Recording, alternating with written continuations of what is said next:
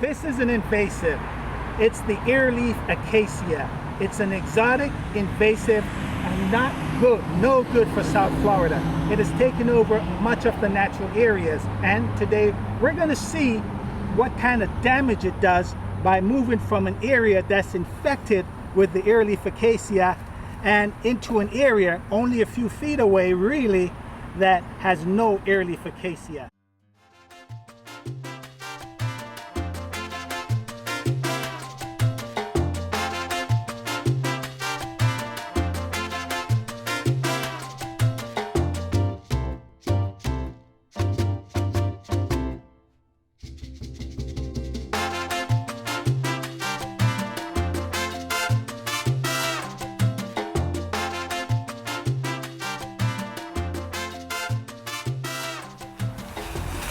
Look what we have here. Nothing but a bunch of Earleaf Acacia leaves. Not supposed to be here under the right condition.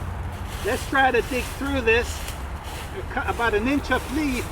And what do we have here? See this here? Lots of fine fibrous roots from the trees and little seedlings of the Earleaf Acacia. I'm using my fingers here, just like the Stone Age people did with our tools, and I'm trying to find the natural soil. Come a little closer. See? Can't find the natural soil, and I'm ripping through these roots. So, what can we learn here?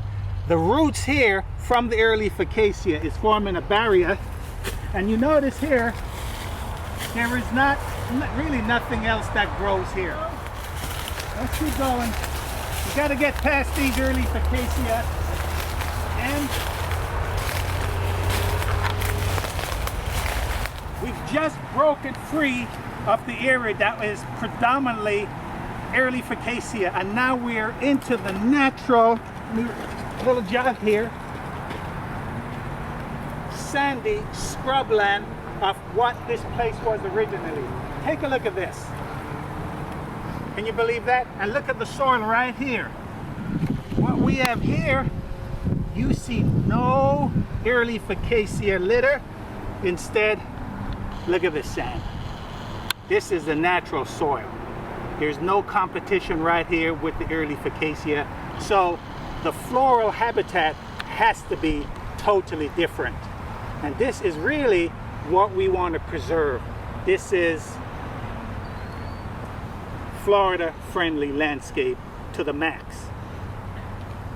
Let's examine some of these plants real quick. I'm just going to do a real quick tour so that you can get a feel for it. Okay, here is a old faded coastal plain golden aster, and right below it is new growth coming up off the same thing right here. Can you see that right there? So that's going to be later on become this.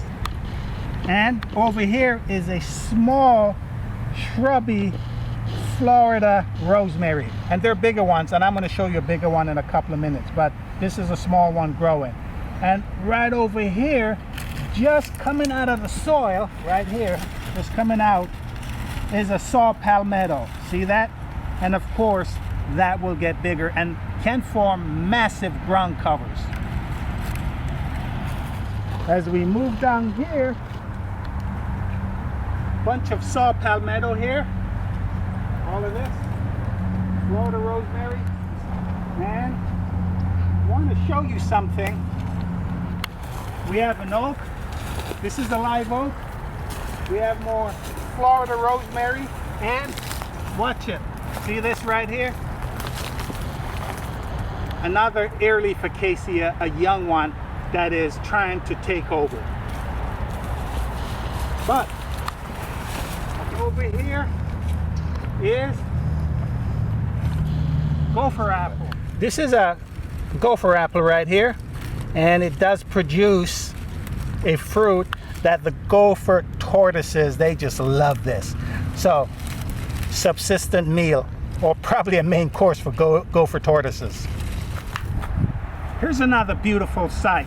What we have here are some bromeliads that are embedded into the ground, but They probably came from the oak above, fell, and look what we have here. See this? Isn't this beautiful? This is a native bromeliad right here. A couple of them, maybe 2 or 3 together. We separate them. And they normally grow in trees, by the way, but a lot of bromeliads can do fine as terrestrial plants. And this is a single plant right here. Isn't that beautiful? And normally, where is this supposed to be? Look at this. Normally they like to stick themselves, anchor themselves someplace on the tree and grow as an epiphyte. So this is a great thing. Look at this flower right here. See this? That's a bromeliad flower. There we have it. Stephen Brown in Lee County, Extension Agent, and we'll be seeing you again very soon. Stick around.